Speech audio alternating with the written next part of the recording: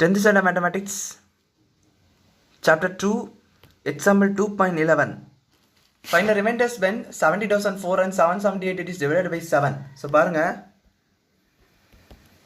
நம்மளுக்கு என்ன கொடுத்துருக்காங்கன்னா 70,000 and 778 7ஆல் டிவைட் பண்ணும்போது என்ன ரிமைண்டர் வரும்னு கேட்டிருக்காங்க. ஸோ இது வந்து நம்ம மாடுலர் அரித்மெட்டிக் வச்சு நம்ம பண்ண போகிறோம். ஸோ மாடுலர் அரித்மெட்டிக் அப்படின்னா என்ன பார்த்தீங்கன்னா, இப்போ சம் நம்பர் இருக்குது. ஃபார் எக்ஸாம்பிளுக்கு இப்போ வந்து ஒரு தெரிஞ்ச நம்பரே வச்சுப்போமே, ஒரு 70 எடுத்துப்போம்.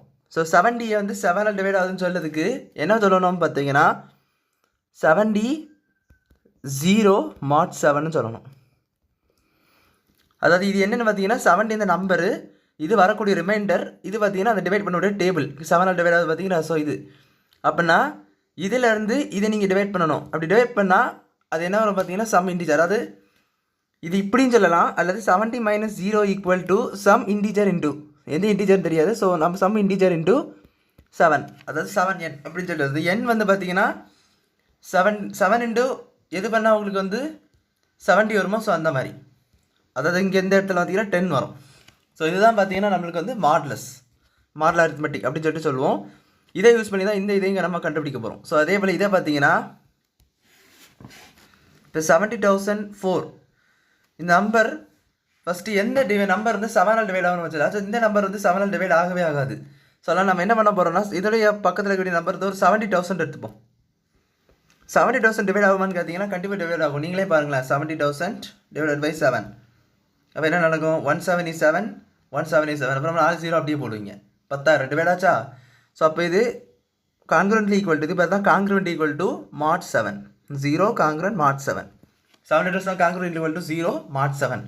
ரெண்டு சைடும் 4 ஆட் பண்ணுங்கள். ஸோ 70,000 ப்ளஸ் 4 கான்க்ரூவன்ட்லி ஈக்குவல் டு 70,000 இங்கே 0 ப்ளஸ் 4 70,000 போடக்கூடாது 0 ப்ளஸ் 4 mod 7. ரெண்டு சைடும் ஆடிங் 4 பண்ணுறீங்க, 4 ஆட் பண்ணுறீங்க. ஸோ ரெண்டு சைடும் 4 ஆட் பண்ணால் நம்மளுக்கு வரக்கூடியது என்னென்னு பார்த்தீங்கன்னா இதுதான். ஸோ அப்போ இது மொத்தமாக பார்த்தீங்கன்னா 70,004 congruent equal to 0 plus 4 mod 7. அப்போ இதில் பாருங்கள் ரிமைண்டர் என்னது 4. So the reminder is 4. First seven reminder பார்த்தீங்கன்னா 4. ரிமைண்டர் தான் கண்டுபிடிக்க சொல்லியிருக்காங்க, ரிமைண்டர் நம்ம கண்டுபிடிச்சிட்டோம்.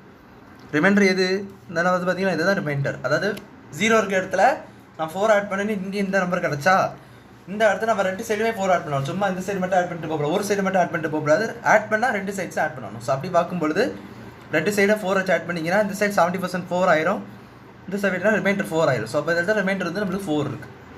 ஸோ அடுத்து பார்த்தீங்கன்னா 778. ஸோ இதே மெத்தட்னா 778 பார்க்கணும். ஸோ அதுக்கு பார்த்தீங்கன்னா 777 இது பார்த்தீங்கன்னா கேன்சல் பண்ணலாம். 177 மறுபடியும் 7 இருக்குது. ஸோ 177 மறுபடியும் 7 177. ஸோ இதுவும் டிவைட் ஆகுதா. ஸோ அந்த நம்பர் எடுத்துக்கலாம் 777. ஸோ 778 எழுதணும்னா இங்கே கான்க்ரூவன்ட் ஈக்குவல் டு 0 mod 7. அதுக்கு பக்கத்தில் எது 7ஆல் டிவைட் ஆகுதுன்னு தெரிஞ்சிருக்கணும். ஸோ அப்படின்னா இது ஈஸி இந்த கணக்கு. ஸோ 777 கூட 1 ஆட் பண்ணுங்க, அப்படின்னா அதை கொடுத்துருந்த நம்பர் கிடச்சிடும். இந்த டிவிஷன் பண்ணவே தேவையில்லை. 0 + 1 mod 7. ஸோ பார்த்தீங்களா, அப்போ வந்து இது என்னது 778 equal to congruent equal to 1 mod 7. இங்கே பார்த்தீங்கன்னா ரிமைண்டர் இருந்ததப்போ இந்த ரிமைண்டர் இஸ் 1.